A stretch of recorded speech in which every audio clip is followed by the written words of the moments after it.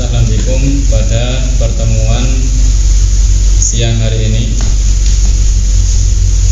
Sebelum kita memulai kajian pada siang hari ini, saya ingin mengingatkan diri saya pribadi dan para peserta sekalian untuk meluruskan niat, menata niat menghadiri majelis ilmu karena Allah Subhanahu wa taala, agar tenaga waktu yang kita luangkan itu bisa bernilai pahala dan dapat menjadi pemberat timbangan amal baik kelak di akhirat. Hadirin hadirat rahimakumullah, kita telah sampai pada pembahasan mengenai kewajiban melaksanakan sholat pada waktunya. Yaqulul mu'allif rahimahullah, maka wajib bagi setiap orang muslim yang telah baligh, berakal dan suci dari haid dan nifas untuk melaksanakan kewajiban-kewajiban ini pada waktunya. Di antara beban kewajiban yang Allah bebankan kepada kita adalah melaksanakan sholat 5 waktu. Al-Mu'allif rahimahullah menjelaskan bahwa kewajiban sholat 5 waktu ini atas siapa? Pertama, atas setiap orang muslim. Catatan kaki nomor 4, tidak termasuk di dalamnya orang kafir asli, maka tidak wajib baginya, yakni tidak wajib dalam arti tidak dituntut untuk mengerjakannya di dunia. Jadi orang kafir asli tidak wajib melaksanakan sholat 5 waktu, dengan arti bahwa dia tidak dituntut untuk mengerjakan sholat 5 waktu di dunia selama dia dalam keadaan kafir, selama dia belum masuk Islam. Kenapa? Karena sholat membutuhkan pada niat. Sholat agar sah harus dilakukan dengan niat. Sedangkan niat tidaklah sah dari orang non-muslim.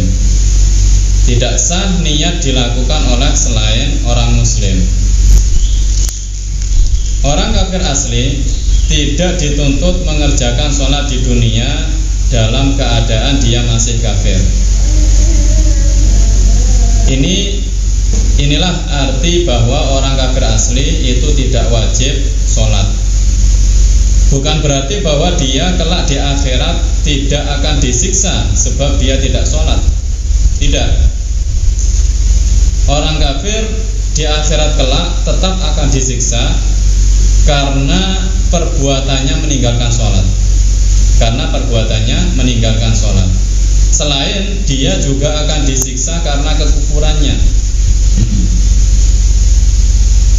Jadi dalam mazhab Syafi'i, orang kafir asli jika tidak mengerjakan sholat 5 waktu karena memang dia tidak sah mengerjakan sholat, kelak jika dia mati dalam keadaan kufur, dalam keadaan kafir, selain dia akan disiksa atas kekufurannya, dia akan disiksa juga atas perbuatannya meninggalkan kewajiban yang berupa sholat 5 waktu.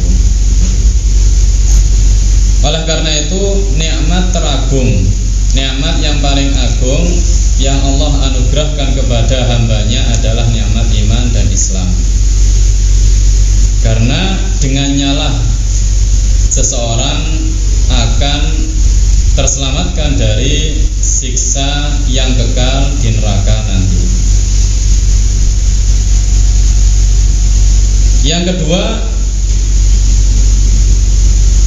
orang yang telah baligh.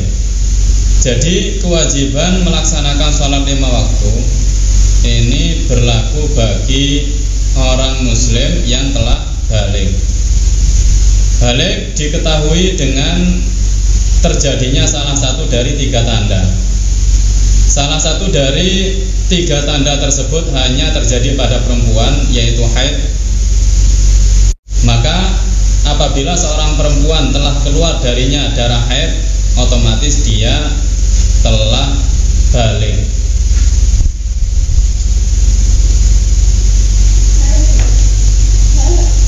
Dua dari 3 perkara tersebut bisa terjadi pada laki-laki dan perempuan.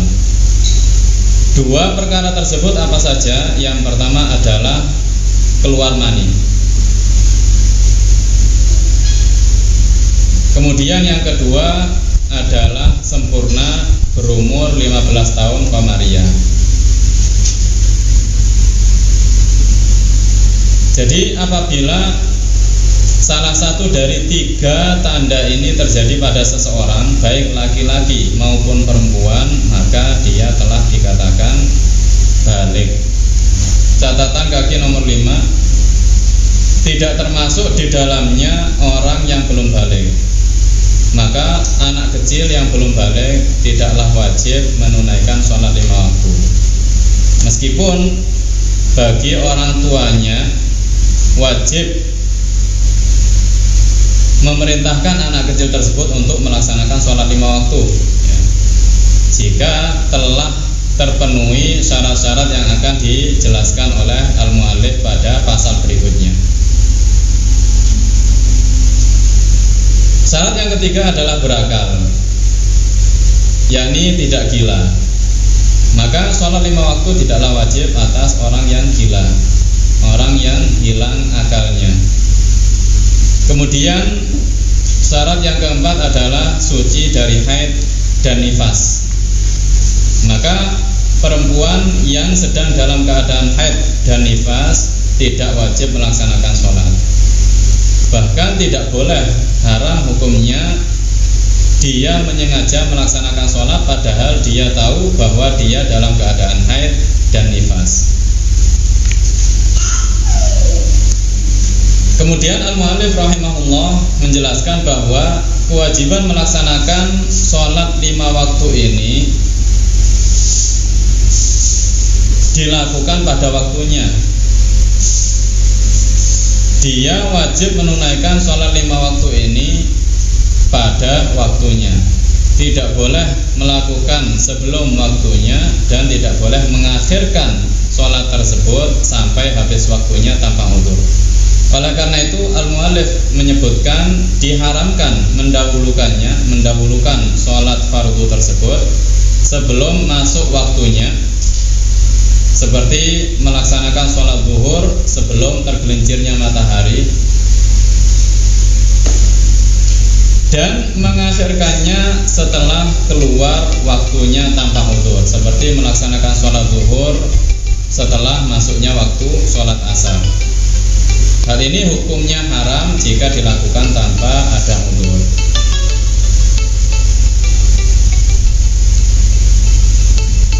Namun apabila dia melakukan sholat zuhur pada waktu asar atau sebaliknya melaksanakan sholat asar pada waktu zuhur sebab ada udzur, contohnya seperti apa? Contohnya seperti dia dalam keadaan safar, dia dalam perjalanan, dia statusnya sebagai musafir, maka dia tidak berdosa sebab mengakhirkan atau mendahulukan sholat dari waktunya.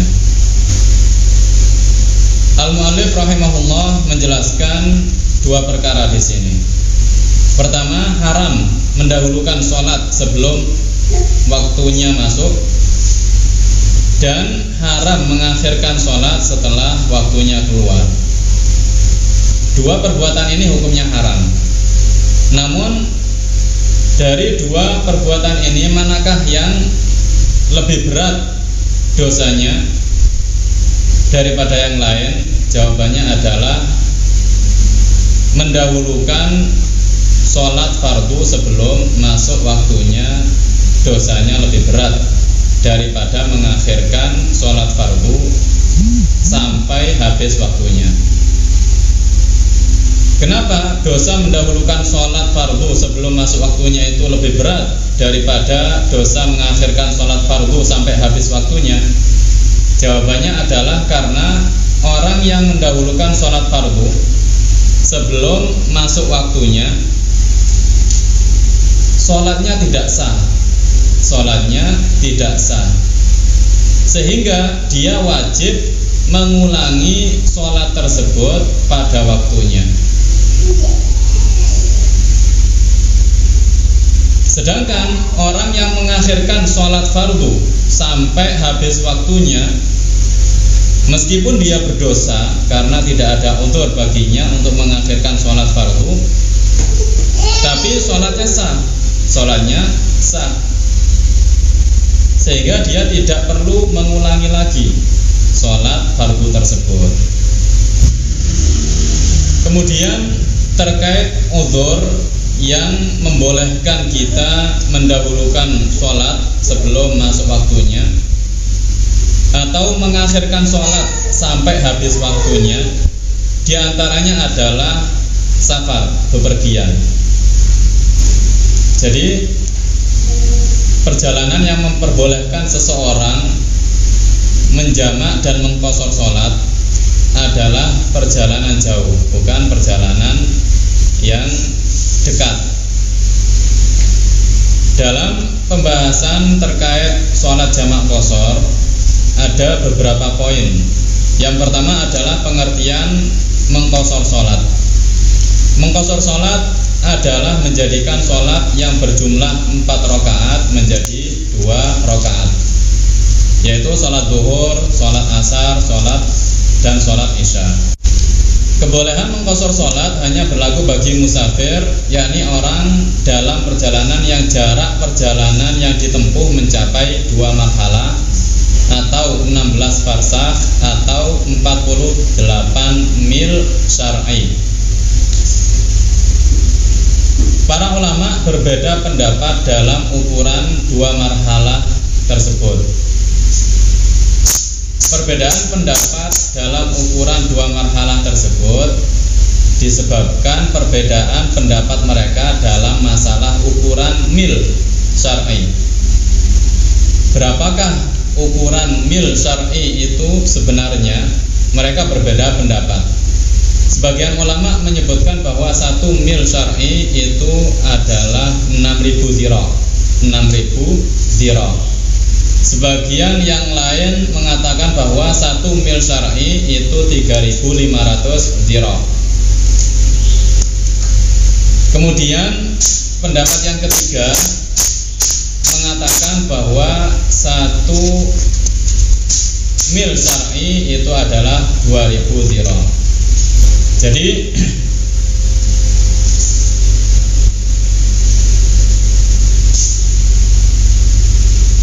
jarak perjalanan yang memperbolehkan seseorang untuk mengqashar sholat adalah 2 marhalah, ya.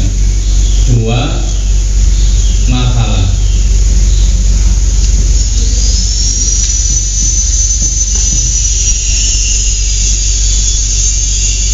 Satu marhalah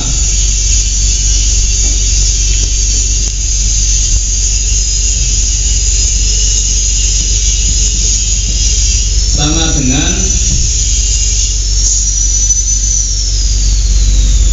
8 farsakh.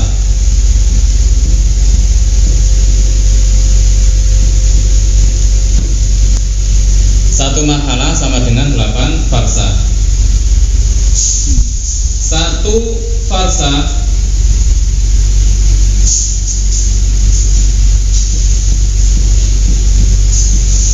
sama dengan 3 mil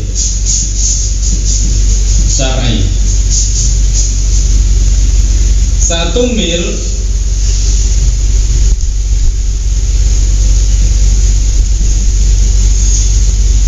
sama dengan, sebagian ulama menyebutkan 6.000 dhira.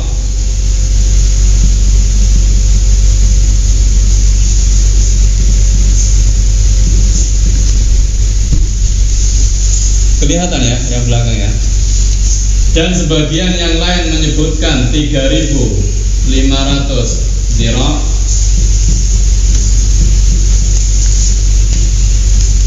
Dan sebagian yang lain menyebutkan 2000 diro.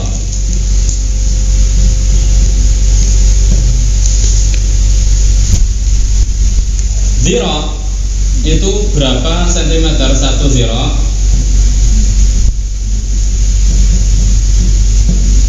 Sama dengan 48 cm. Satu diro sama dengan 48 cm.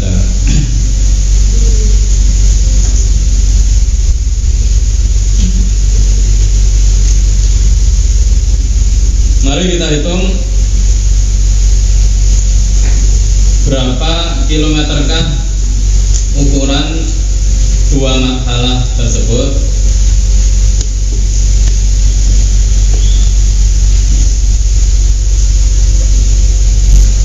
Jadi yang pertama kita cari 2000 diro, atau kita ambil yang paling atas ya, 6000 diro. Ini berapa sentimeter ya, berapa sentimeter. Jadi diro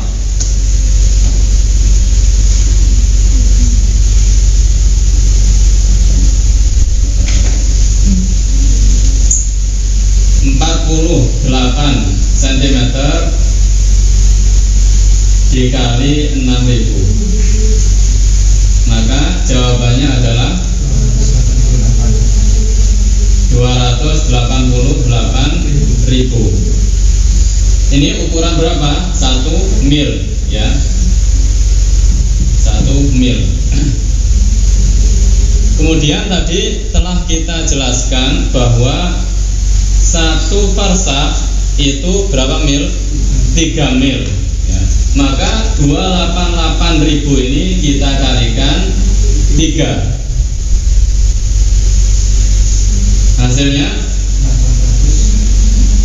864.000. Kemudian tadi telah kita jelaskan bahwa dua marhalah ini ukuran berapa? 1 farsak ya. 1 farsak 864.000 cm. Ini ukuran 1 farsak. Kemudian tadi telah kita jelaskan bahwa dua marhalah itu sama dengan berapa farsak? 16 farsak ya. Karena 1 marhalah sama dengan 8 farsak, maka 2 marhalah sama dengan 16 farsak. Hasilnya adalah 13.824.000 cm. Ini adalah ukuran 2 marhalah ya, 2 marhalah menurut pendapat yang mengatakan bahwa 1 mil 6000 diro ya. Ini adalah ukuran 2 marhalah menurut pendapat yang mengatakan bahwa 1 mil adalah sama dengan 6000 diro. Jika kita jadikan kilometer, maka hasilnya adalah 138,24 km. Ini menurut pendapat yang pertama. Jadi menurut pendapat yang pertama, 2 marhalah jika kita rubah menjadi kilometer, jaraknya adalah 138,24 km.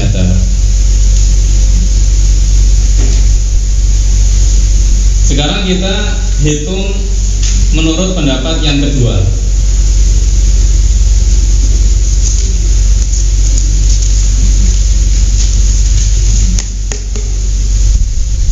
Pendapat yang kedua mengatakan bahwa 1 mil sama dengan 3.500 diro. 3.500 diro. 48 cm kali 3.500 sama dengan ini kalkulatornya kayaknya macet ya. 168.000 ya, 48 cm dikali 3.500, jawabannya adalah 168.000 cm. Ini masih 1 mil ya, 1 mil. Untuk mengetahui 1 parsah, maka ini kita kalikan 3, karena 1 parsah sama dengan 3 mil ya. 168.000 cm kali 3, jawabannya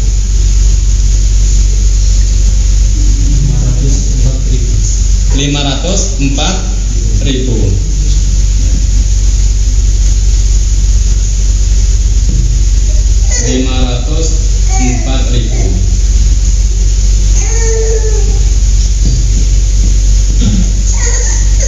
Kemudian untuk mengetahui dua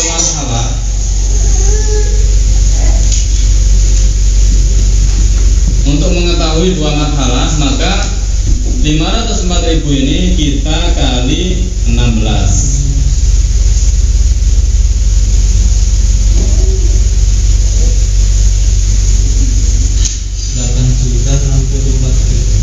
8.064.000 cm. Inilah ukuran dua marhalah dengan menggunakan cm. 8.064.000 cm.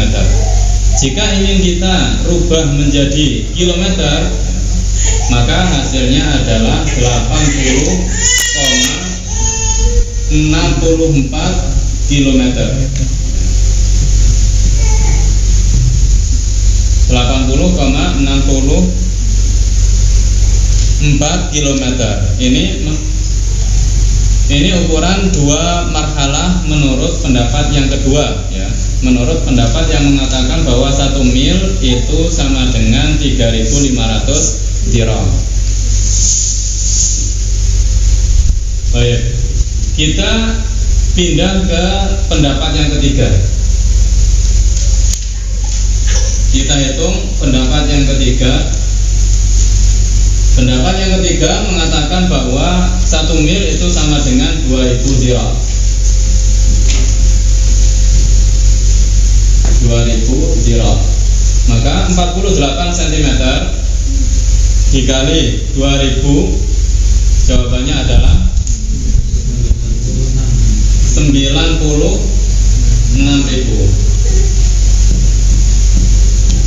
96.000 kita kali 3,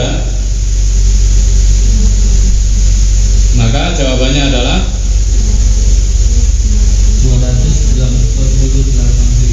288.000 cm. Kemudian untuk mengetahui dua marhalah kita kali 16.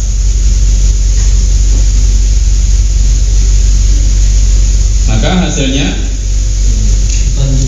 4.608.000 cm.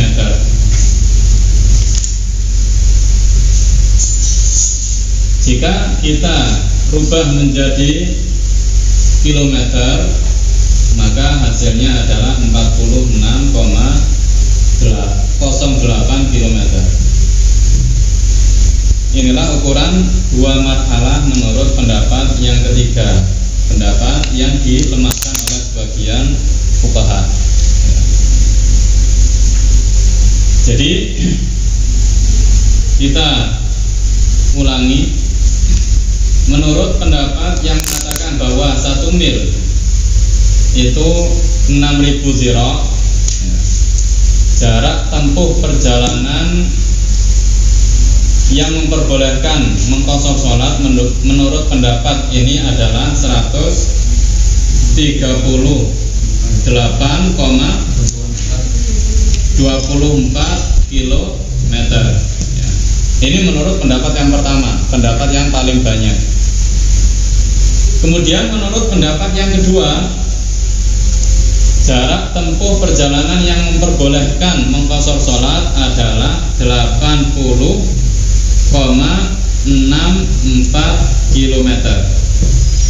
Ini menurut pendapat yang tengah-tengah ya. Jadi apabila seseorang jarak tempuh perjalanannya adalah 80,64 km atau lebih, maka di antara keringanan yang dia dapatkan adalah dia boleh mengqashar dan menjamak sholat ya. Kemudian menurut pendapat yang paling ringan ya, dan dilemahkan oleh sebagian ulama adalah 46,08 km. Ini menurut pendapat yang paling ringan. Jadi menurut pendapat yang paling ringan, apabila jarak tempuh perjalanannya itu hanya 50 km, boleh bagi dia untuk mengqashar sholat, boleh bagi dia untuk menjamak sholat. Namun pendapat ini dilemahkan oleh sebagian ulama, dianggap pendapat yang lemah oleh sebagian fuqaha. Oleh karena itu, jika kita tidak dalam keadaan darurat, jika jarak tempuh perjalanan kita itu kurang dari 80,64 km, seperti 70 km, 60 km, maka sebaiknya kita sholat secara sempurna ya. Sebaiknya kita sholat secara sempurna. Meskipun sebagian ulama mengatakan bahwa perjalanan yang kita lakukan itu memperbolehkan mengqashar sholat, namun pendapat yang dikatakan oleh sebagian ulama tersebut dianggap pendapat yang lemah oleh ulama yang lain.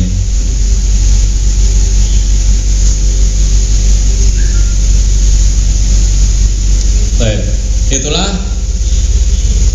jarak tempuh perjalanan yang memperbolehkan seseorang menjamak dan mengqashar sholat.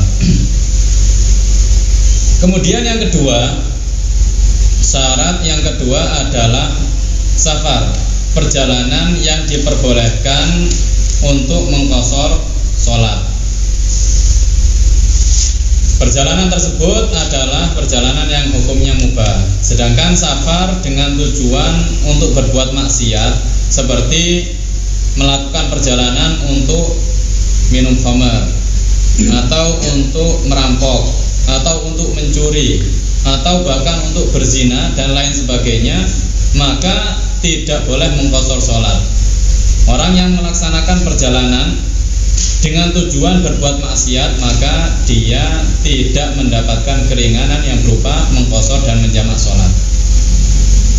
Sedangkan apabila tujuan dasar perjalanan tersebut adalah hal yang mubah, seperti untuk rekreasi atau hal yang sunnah, dianjurkan di dalam agama, seperti untuk mengunjungi kerabat, silaturahim, namun di tengah perjalanan dia melakukan maksiat, seperti melihat aurat perempuan ajnabiyah dengan sengaja, atau seperti minum khamar di tengah-tengah perjalanan ya, perjalanan dengan tujuan mubah atau perjalanan yang hukumnya sunnah, tapi di tengah-tengah perjalanan dia tiba-tiba minum khamar, maka tetap berlaku baginya keringanan untuk mengqashar sholat ya, dan keringanan-keringanan yang lainnya selama dalam perjalanan tersebut. Kemudian perjalanan tersebut harus mempunyai tujuan yang jelas, sehingga orang yang berjalan tanpa arah tujuan yang jelas tidak diperbolehkan mengqashar sholat. Contohnya seperti apa? Contohnya seperti orang yang mencari anaknya yang hilang.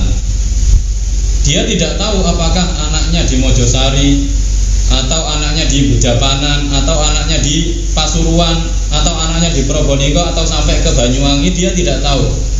Jadi perjalanan yang dia lakukan itu tanpa ada tujuan yang jelas. Orang seperti ini tidak diperbolehkan mengqashar sholat, meskipun jarak tempuh perjalanannya lebih dari 2 marhalah. Kenapa? Karena dia tidak memiliki tujuan yang jelas. Kemudian perjalanan tersebut memiliki maksud yang dibenarkan dalam agama, seperti silaturahim, atau karena ada pekerjaan dan lain sebagainya. Kemudian yang ketiga, telah melewati batasan daerahnya atau akhir bangunan daerahnya. Yang ketiga syaratnya adalah dia telah melewati batasan daerahnya atau akhir bangunan daerahnya. Sedangkan apabila ia belum melewati batasan tersebut, maka dia tidak boleh mengqashar sholat.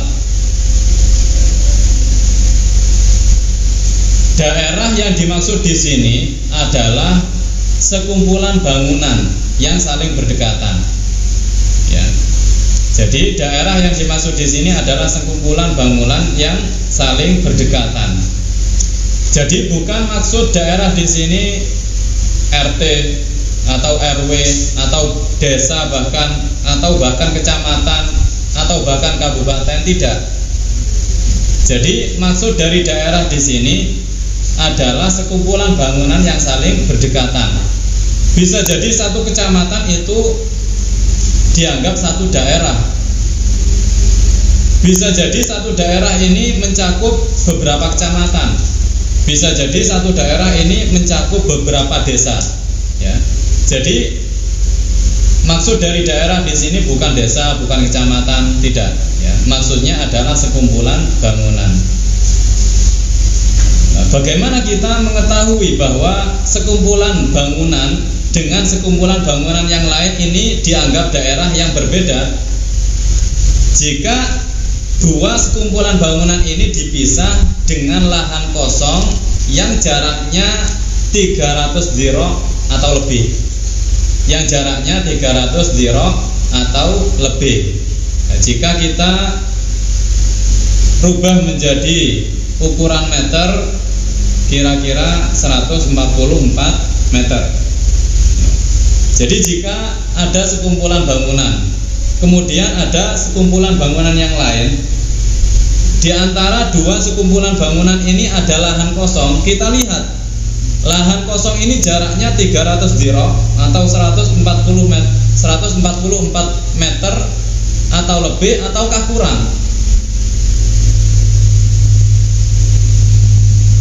Ya. Misal saya gambarkan di sini ya.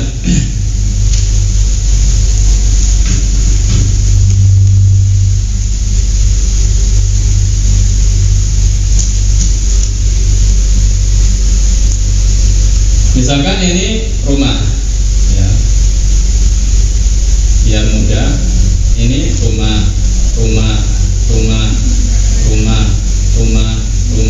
ya. Ini jalan.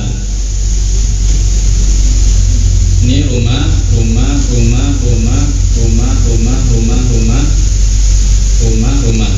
Ya. Kemudian ini jalan, kemudian ini lahan kosong.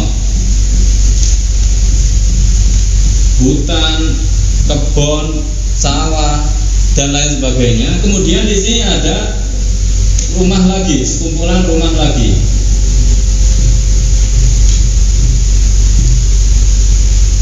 Bagaimana cara kita mengetahui bahwa dua sekumpulan rumah ini apakah dianggap dua daerah yang berbeda ataukah dianggap satu daerah yang sama? Ya kita lihat, ya. Antara akhir bangunan, ya, sekumpulan rumah ini dengan awal bangunan sekumpulan rumah yang lain, apakah jaraknya 144 meter atau kurang?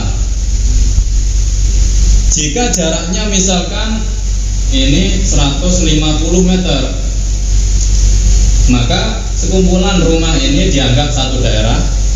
Dan ini dianggap daerah yang lain. Ya. Kenapa? Karena dua daerah ini dipisah dengan lahan kosong yang panjangnya adalah 150 meter atau lebih dari 300 dirham. Ya, lebih dari 300 dirham. Namun apabila misalkan dua bangunan ini dipisah dengan lahan kosong yang panjangnya hanya 100 meter, kurang dari 300 dirham, maka dua bangunan ini dianggap satu daerah yang sama. Ya, dua bangunan ini dianggap satu daerah yang sama.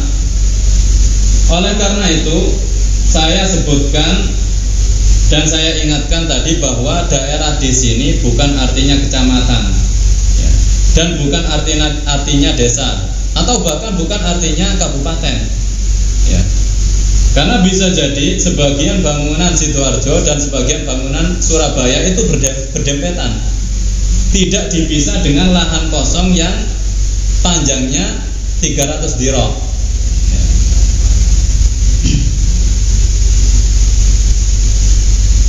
Jadi daerah di sini maksudnya adalah sekumpulan bangunan. Nah, tadi telah saya jelaskan bahwa menurut salah satu pendapat bahwa jarak dua marhalah itu adalah 80,64 km, ya. Tadi telah saya jelaskan bahwa jarak safar yang memperbolehkan seseorang untuk mengqashar sholat menurut salah satu pendapat adalah 80,64 km. Dari mana dimulai jarak tersebut dan sampai mana jarak tersebut dihitung? Jarak tersebut dihitung dimulai dari akhir bangunan daerah tempat tinggalnya. Dimulai dari akhir bangunan daerah tempat tinggalnya. Bukan dimulai dari rumahnya. Misalkan rumahnya di sini, bukan dimulai dari sini. Jarak dua marhalah itu bukan dimulai dari sini, ya, tapi dimulai dari akhir bangunan daerah tempat tinggalnya. Sampai mana? Sampai awal bangunan daerah tujuannya. Sampai awal bangunan daerah tujuannya. Bukan sampai bangunan tujuannya. Ya, misalkan rumah kakeknya di sini, bukan sampai di sini, tapi sampai awal bangunan daerah tujuannya. Jadi mulai dari akhir bangunan daerah tujuannya sampai awal bangunan daerah tujuannya. Saya ulangi, mulai dari akhir bangunan daerah tempat tinggalnya sampai awal bangunan daerah tujuannya itu harus tidak kurang dari dua marhalah. Harus tidak kurang dari 80,64 km menurut salah satu pendapat.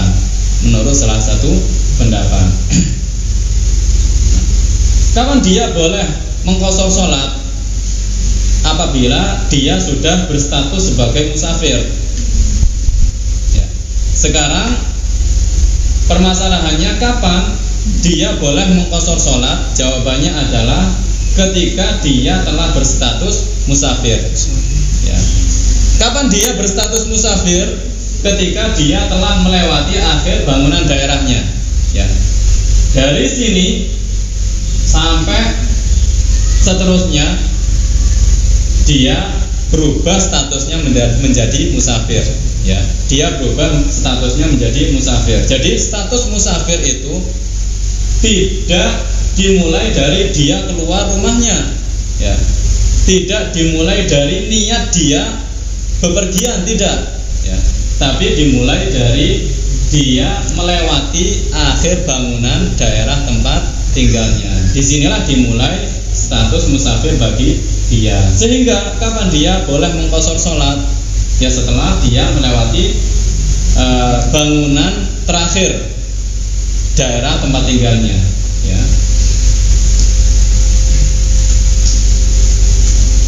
Sebelum itu tidak boleh, ya. Sebelum itu tidak boleh.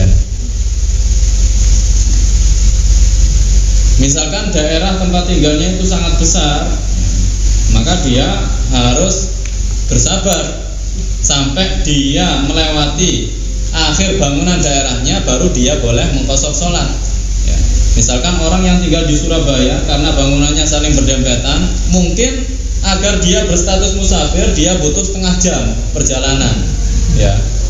Setengah jam perjalanan baru dia berstatus musafir. Namun apabila di desa, ya mungkin satu desa hanya 200 rumah, ya, dia butuh beberapa menit saja untuk menjadi musafir. Ya, jadi tergantung daerah tempat tinggalnya.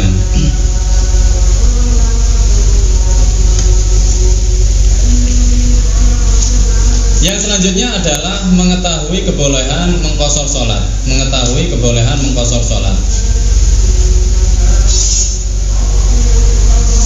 Jadi orang yang meringkas sholat, mengqashar sholat, sedangkan ia tidak tahu bahwa hal tersebut diperbolehkan, maka sholatnya tidak sah.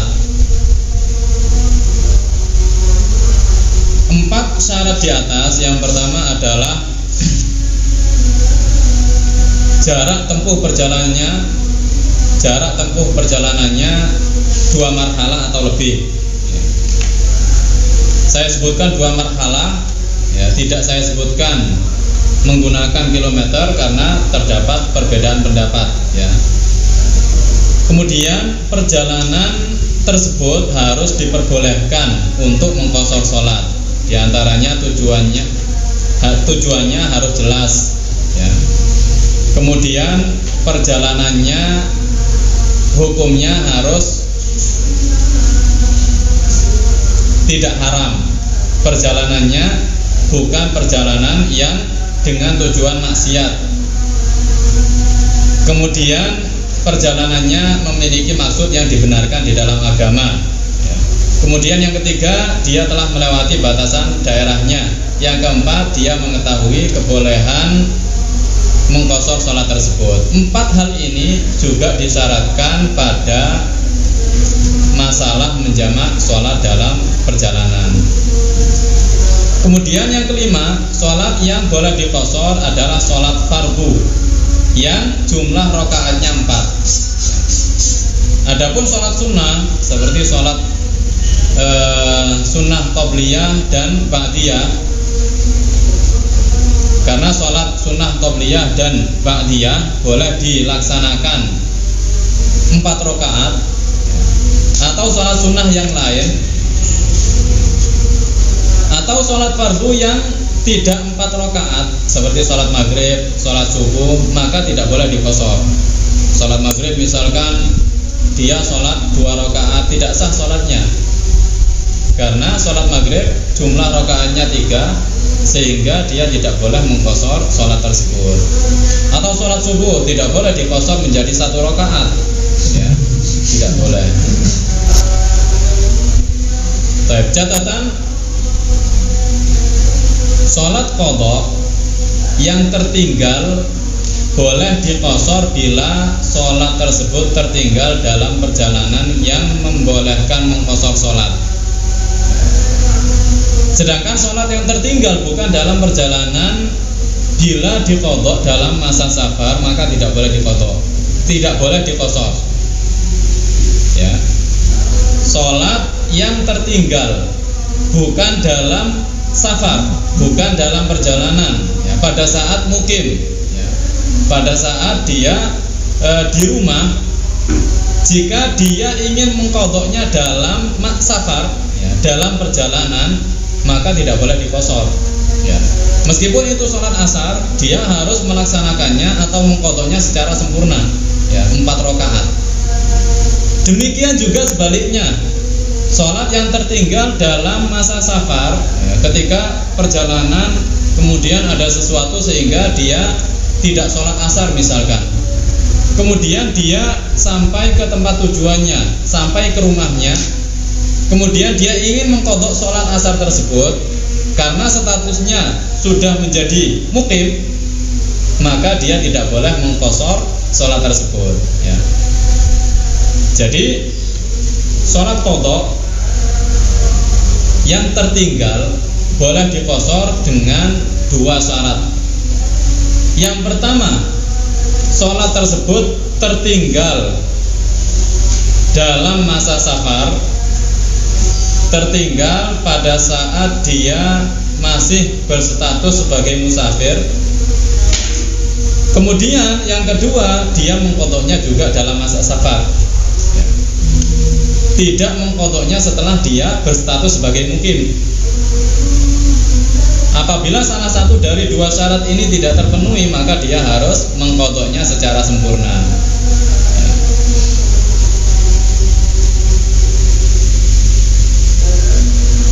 Kemudian yang keenam adalah wajib berniat qashar ketika takbiratul ihram. Dia wajib menyertakan niat qashar dengan takbiratul ihram. Apabila dia tidak niat mengqashar sholat pada saat takbiratul ihram, kemudian setelah dia takbir, dia ingat bahwa dia ingin mengqashar sholat, maka dia tidak boleh mengqashar sholat tersebut. Maka dia harus menyempurnakan sholat tersebut. Contoh lafadz niat adalah usolli fardhu dzuhri maksuran lillahi ta'ala. Saya niat sholat fardhu zuhur yang diringkas lillahi ta'ala. Ini hanyalah contoh, ya, ini hanyalah contoh. Kita sering mendengar bahwa niat harus dilakukan pada saat membasuh awal bagian dari muka, misalkan dalam wudu, atau dalam sholat kita harus niat bersamaan dengan takbiratul ihram. Apa yang dimaksud dengan niat?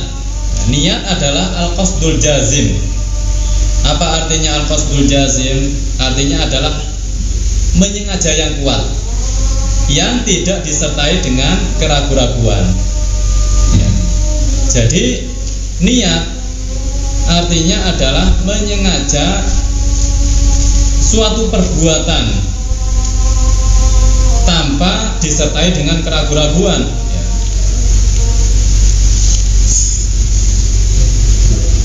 Namun pada beberapa ibadah, niat ini harus dilakukan pada tempat tertentu. Contohnya pada sholat kita harus niat pada saat takbiratul ihram. Pada saat wudu kita harus niat bersamaan dengan membasuh muka, membasuh awal bagian dari muka, ya. Jadi niat itu sebenarnya tidak harus dengan melafadzkan dalam hati. Misalkan dalam hati nawaitul wudu'a li raf'il hadatsil asghari fardhu lillahi ta'ala, tidak harus seperti itu, ya. Cukup di dalam hatinya menyengaja bahwa dia wudu. Tapi menyengaja ini harus dilakukan pada saat dia membasuh muka, ya. Atau pada saat sholat, misalkan dia menyengaja di dalam hatinya bahwa dia sholat fardhu zuhur atau fardhu maghrib atau fardhu isya. Kapan dilakukan? Pada saat takbiratul ihram. Jadi tidak harus ketika takbir dia mengucapkan di dalam hatinya, misalkan usolli fardhu dzuhri arba'a raka'atin ma'muman lillahi ta'ala, misalkan, ya. Oleh karena itu takbir tidak harus sangat panjang seperti yang dipraktekkan oleh sebagian orang. Allah sampai habis nafasnya, diulangi lagi. Karena menurut dia niat itu ya mengucapkan di dalam hati. Mengucapkan apa? Mengucapkan usolli fardhu dzuhri arba'a raka'atin ma'muman lillahi ta'ala, misalkan. Ya kalau dengan lisan saja nafas saya hampir habis, ya apalagi di dalam hati, ya.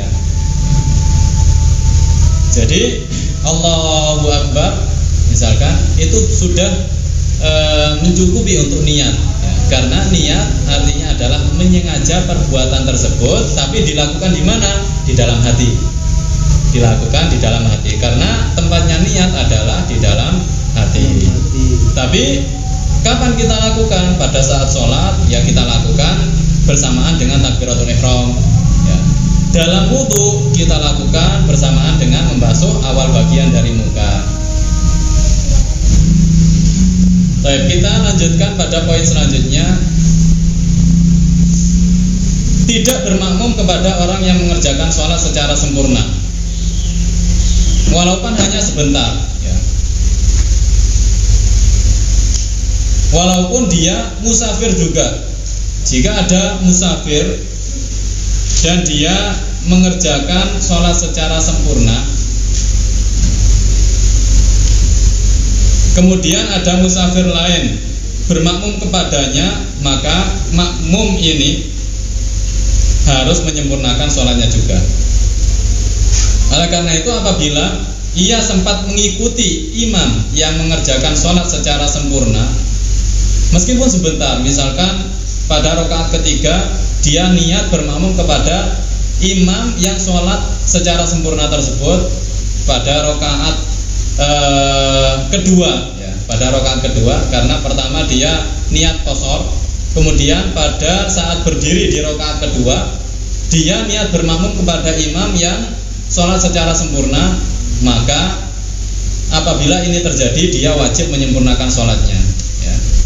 Apabila ini terjadi maka dia wajib menyempurnakan sholatnya, karena dia telah niat bermakmum kepada imam yang sholat secara sempurna. Kemudian yang kedelapan adalah tidak terjadi hal-hal yang bertentangan dengan niat qashar sholat, seperti niat di dalam hatinya untuk mengerjakan sholat secara sempurna, atau muncul keraguan-raguan apakah dia ingin tetap mengqashar sholat ataukah dia ingin menyempurnakan sholat, dia ragu. Apabila hal ini terjadi pada saat dia sholat, maka dia wajib menyempurnakan sholatnya. Kemudian yang kesembilan adalah berstatus sebagai musafir selama dalam sholat, ya. Selama dalam sholat dia harus berstatus sebagai musafir. Apabila di pertengahan sholat status musafirnya hilang, misalnya karena kendaraan yang ia tumpangi telah sampai ke daerah tujuan dan ia niat bermukim di daerah tersebut, maka sholatnya tersebut wajib disempurnakan, ya, wajib disempurnakan. Apakah musafir boleh menjadi imam bagi mukim? Jawabannya adalah boleh. Boleh bagi mukim, orang yang mukim, untuk bermakmum kepada seorang musafir yang mengqashar sholatnya. Namun ia harus menyempurnakan sholatnya setelah imam salam, ya. Jadi prakteknya seperti makmum masbuk, ya. Setelah imam salam dia harus melanjutkan sholatnya, menyempurnakan sholatnya. Kemudian sholat Jumat bagi musafir, apa hukumnya? Tidak wajib bagi musafir melakukan sholat Jumat. Tetapi jika ia melakukan sholat Jumat, maka tidak wajib baginya melaksanakan sholat zuhur. Catatan, tidak boleh atau haram hukumnya bepergian setelah terbitnya fajar shadiq di hari Jumat, ya. Kapan? Jika ia ragu bahwa ia bisa menunaikan sholat di tengah-tengah perjalanannya atau di tempat tujuan. Ya, mungkin pada zaman kita mudah kita melaksanakan sholat Jumat di tengah-tengah perjalanan karena banyak masjid, ya. Tapi pada zaman dahulu, ya, pada zaman dahulu bagi sebagian orang sulit, ya, bagi sebagian orang sulit. Atau bahkan pada zaman sekarang di sebagian daerah pedalaman, ya, yang membutuhkan perjalanan 5 jam agar sampai ke perkampungan yang lain, ya. 5 jam dia tempuh melewati hutan, tidak ada bangunan sama sekali. Orang yang ingin bepergian pada hari Jumat, ya, setelah terbitnya fajar, maka agar dia tidak berdosa, dia harus yakin bahwa di tengah-tengah perjalanan atau dia sampai di tempat tujuan sebelum sholat Jumat, atau dia bisa melaksanakan sholat Jumat di tengah-tengah perjalanan. Namun apabila dia ragu, apakah nanti di tengah perjalanan saya bisa melaksanakan sholat Jumat, apakah ada masjid di tengah-tengah perjalanan ataukah tidak, apakah saya sampai ke tempat tujuan sebelum sholat Jumat atau setelah sholat Jumat, dia ragu apakah dia bisa menunaikan sholat Jumat ataukah tidak, maka dia tidak boleh melanjutkan perjalanannya, ya. Dia harus menunda perjalanannya sampai selesai, sampai setelah sholat Jumat, ya. Ini jika dia lakukan pada hari Jumat, ya, pada hari Jumat setelah terbitnya fajar. Namun apabila dia melaksanakan perjalanan, ingin melaksanakan perjalanan sebelum terbitnya fajar, maka boleh bagi dia melaksanakannya, ya. Maka boleh bagi dia melaksanakannya. Jadi intinya agar dia terbebas dari dosa karena tidak melaksanakan sholat Jumat, ya, dia harus berstatus sebagai musafir sebelum terbitnya fajar. Dia harus berstatus sebagai musafir sebelum terbitnya fajar, ya. Permasalahan ini, ya, menyangkut laki-laki, ya, karena yang wajib melaksanakan sholat Jumat adalah laki-laki. Adapun perempuan terserah, ya, bepergian sebelum fajar atau setelah terbitnya fajar, karena perempuan tidak wajib sholat Jumat.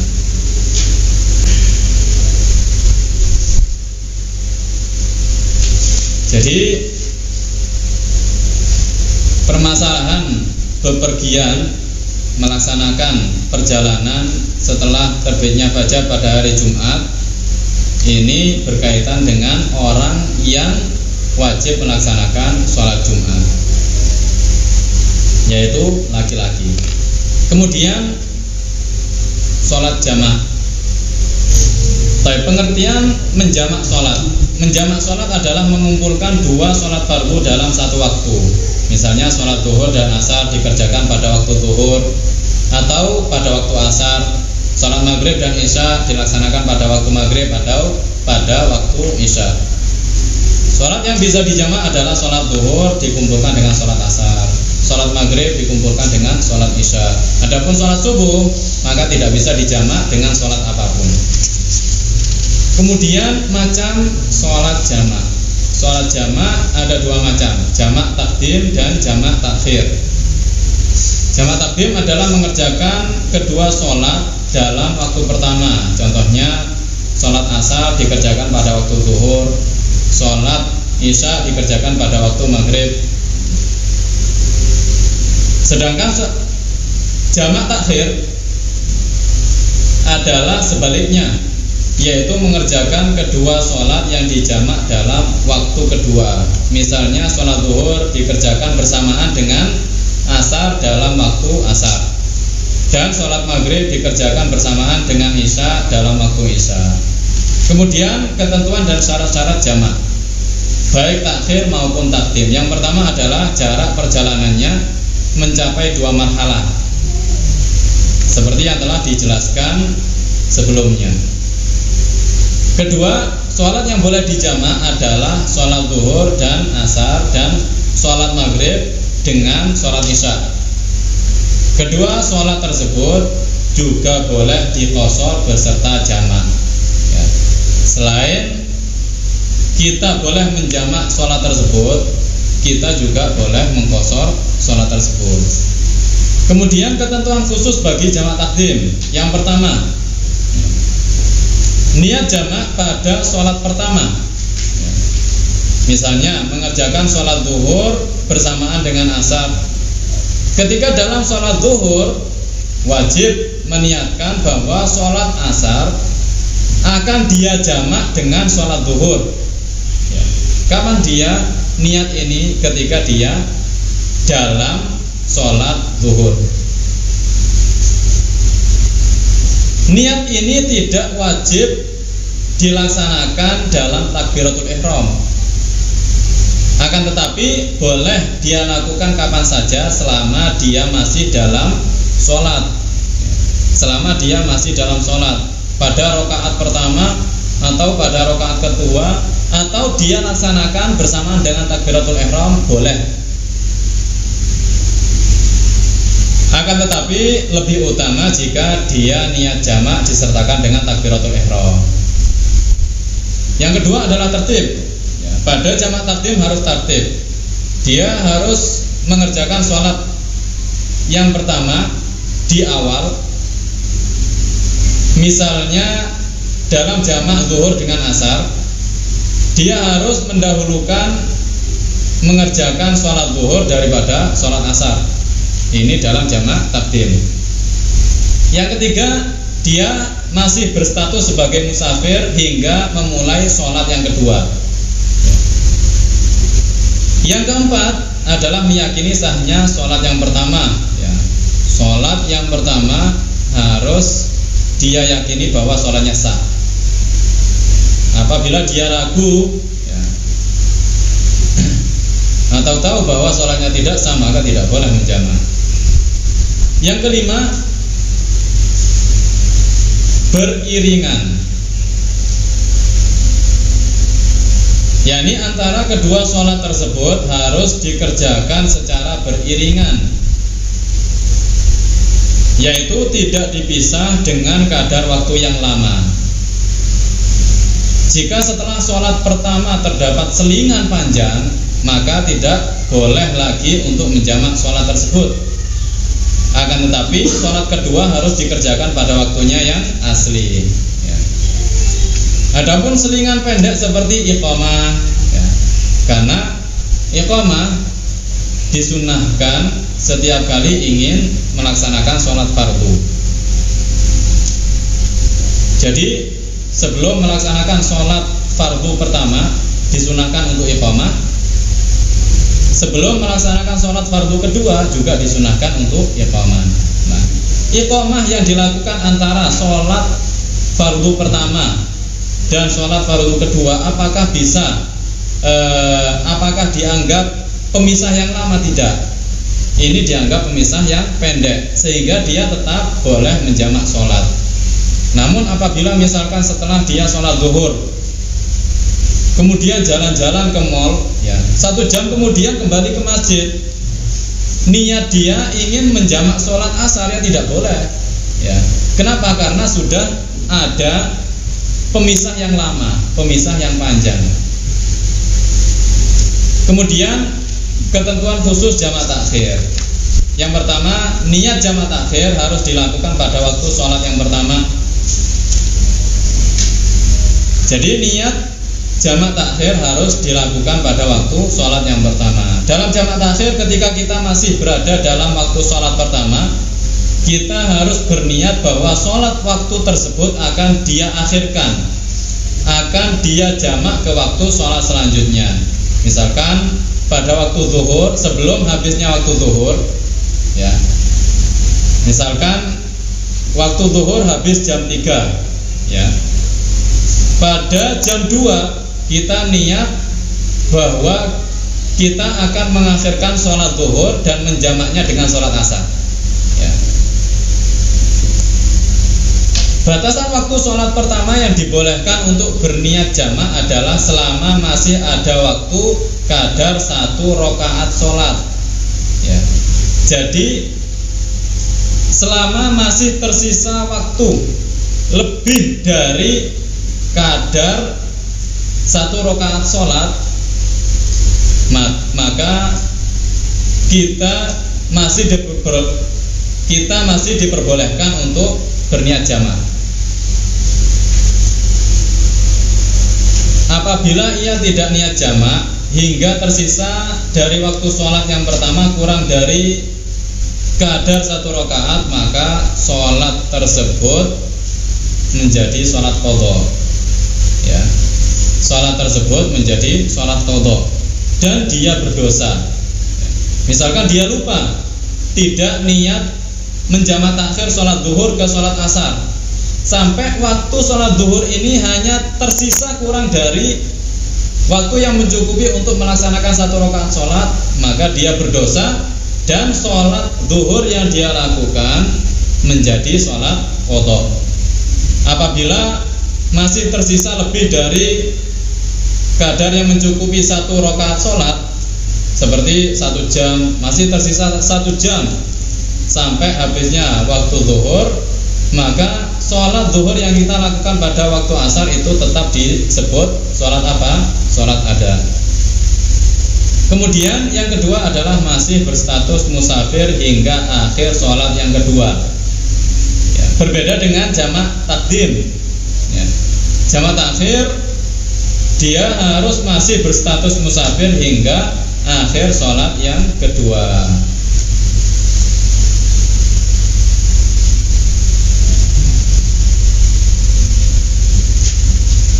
Baik.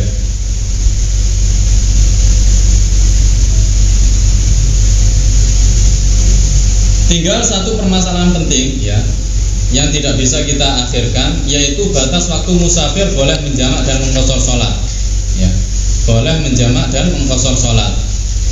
Seorang musafir boleh menjamak dan mengqashar sholat jika dia tidak menetap dan tidak berniat menetap selama 4 hari penuh, ya. Jika dia tidak menetap dan tidak berniat menetap selama 4 hari penuh, yakni selain hari masuk dan hari keluar. Jika ia menetap di suatu tempat selama 4 hari penuh, maka statusnya menjadi seorang mukim. Begitu juga jika sebelum ia tiba di tempat tujuannya, dia telah berniat untuk menetap di tempat tersebut selama 4 hari penuh, maka sesampainya di daerah tempat tujuannya, statusnya berubah menjadi seorang yang mukim, ya. Jadi ada kalanya dia berniat menetap di tempat tujuannya selama 4 hari penuh, dan ada kalanya tidak berniat menetap selama 4 hari penuh. Jika dari awal dia perjalanan dia sudah berniat menetap di Jakarta misalkan, ya, kita ingin bepergian ke Jakarta, di dalam hati kita, ya, karena bepergian kita ini untuk tujuan pekerjaan misalkan, pekerjaan ini membutuhkan 1 bulan, membutuhkan waktu 1 bulan, ya, otomatis kita melakukan perjalanan ke Jakarta ini dengan niat apa? Dengan niat menetap di Jakarta selama 1 bulan, ya, selama lebih dari 4 hari. Maka setelah kita tiba di daerah tujuan, yaitu di Jakarta, status kita berubah menjadi mukim, ya. Meskipun kita belum sampai di rumah tujuan kita, ya. Meskipun kita belum sampai di rumah tujuan kita, seperti yang saya jelaskan, ya. Jadi ketika dia sudah masuk awal bangunan daerah tujuan kita, karena kita niat menetap di daerah tujuan tersebut selama 4 hari penuh, maka kita status kita berubah menjadi mukim, ya. Status kita berubah menjadi mukim. Namun apabila kita tidak berniat menetap di sana selama 4 hari penuh, kapan status musafir kita hilang? Setelah kita menetap di sana selama 4 hari penuh, ya. Setelah kita menetap di sana selama 4 hari penuh. Baik. Catatan batas akhir hari masuk, ya.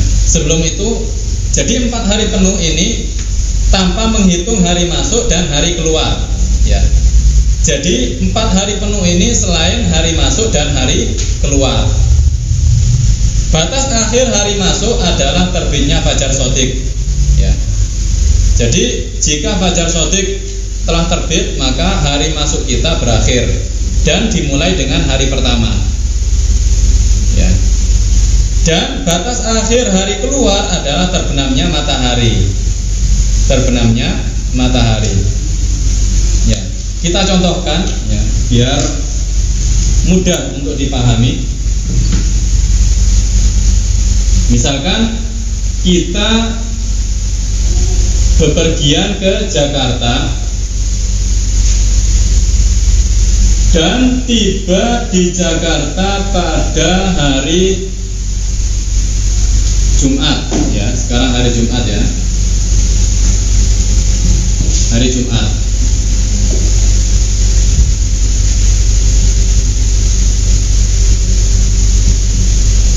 Hari Jumat kita tiba di Jakarta.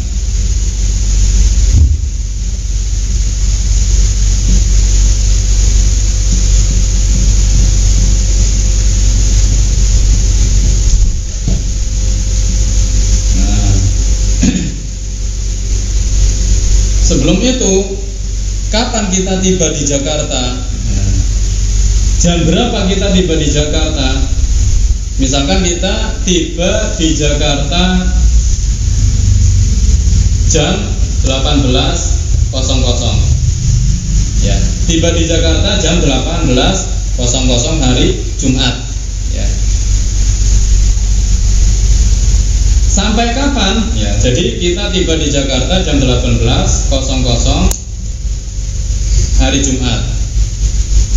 Ya. Setelah kita tiba, tidak langsung dihitung hari pertama.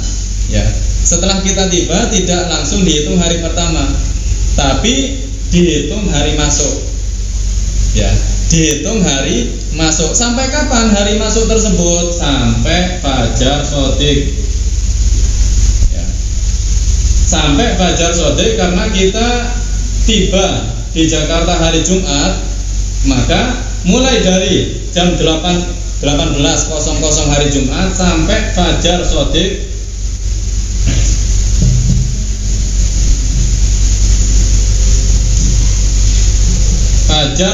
hari Sabtu ini dianggap apa? Hari masuk. Hari masuk,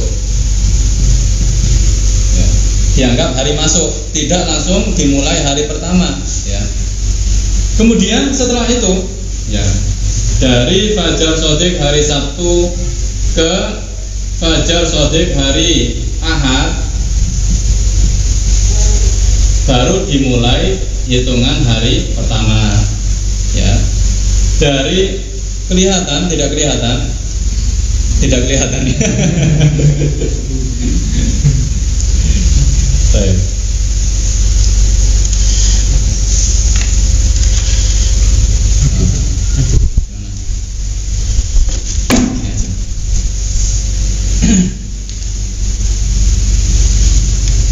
Kelihatan? Kelihatan, ya?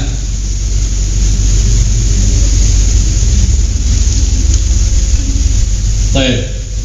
Saya ulangi, ya, biar yang tidak kelihatan menjadi lebih jelas permasalahannya. Kita melakukan perjalanan ke Jakarta. Kita tiba di Jakarta pada hari Jumat jam 18.00. Tiba di daerah tujuan. Setelah kita tiba, tidak langsung dihitung hari pertama, tapi dihitung hari masuk. Hari masuk itu dihitung sampai kapan berakhir hari masuk? Hari masuk berakhir dengan terbitnya fajar shodiq. Terbitnya fajar, karena kita tiba hari Jumat, maka hari kita berakhir terbitnya fajar shodiq hari Sabtu. Ya, saat terbitnya fajar shodiq hari Sabtu. Dari fajar shodiq hari Sabtu ke fajar shodiq hari Ahad, ya. Dari fajar shodiq hari Ahad hari Senin dihitung hari kedua. Dari fajar shodiq dari fajar shodiq hari Senin ke fajar shodiq hari Selasa, itu hari ketiga. Jadi sudah berapa hari? 3 hari lewat. 3 hari lewat. Ya. Kita setelah itu melihat apakah dia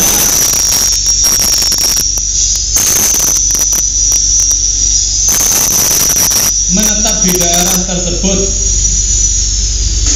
selama 4 hari penuh atau kurang dari atau tidak 4 hari penuh ya. Selama 4 hari penuh atau tidak 4 hari penuh. Kita telah mengetahui bahwa hari masuk itu berakhir dengan fajar shoghi. Hari keluar berakhir dengan apa? Terbenamnya matahari. Hari keluar berakhir dengan terbenamnya matahari. Jadi pada hari Selasa ya, mulai dari fajar shoghi hari Selasa ya, sampai matahari hari Selasa ya, waktu ini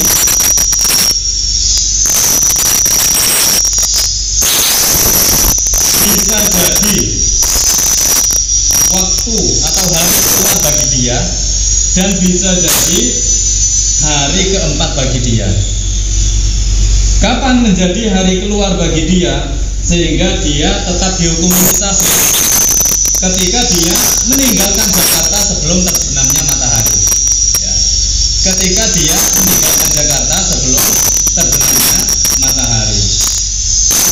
Apabila dia meninggalkan Jakarta setelah terbenamnya matahari, maka waktu ini dianggap hari keempat, sehingga dia dianggap menetap di Jakarta selama 4 hari penuh ya. Selama 4 hari. Misalkan tiket kereta apinya itu setelah Isya. Setelah Isya ya otomatis dia tidak bisa keluar dari Jakarta sebelum maghrib ya. Otomatis dia keluar dari Jakarta setelah maghrib karena tiket kereta apinya setelah Isya ya. Otomatis dia dianggap menetap di Jakarta selama 4 hari penuh ya. Jika misalkan dia telah booking tiket PP ya, otomatis dia pulangnya juga tahu ya kapan dia meninggalkan Jakarta. Jika dia tahu bahwa dia akan menetap di Jakarta selama 4 hari penuh, otomatis dengan dia sampai di Jakarta status dia berubah menjadi mukim ya. Status dia berubah menjadi mukim. Jelas ya?